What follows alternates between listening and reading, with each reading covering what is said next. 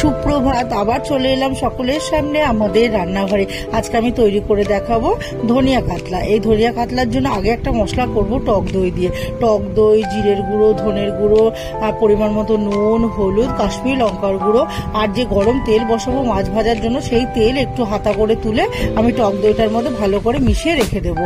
এবার মাছটাকে নুন হলুদ মাখিয়ে একদম ছাকা তেলে ভেজে তুলে নেব। ওই তেলের মধ্যে গোটা গরম মশলা দিয়ে পেঁয়াজ কুচোনোটা দিয়ে দেবো। যখন পেঁয়াজটা একটু ভাজা হবে তখন আমি পেঁয়াজ আর একটু রসুন পেস্ট করে রেখেছি সেই মশলাটাকে দিয়ে দেবো।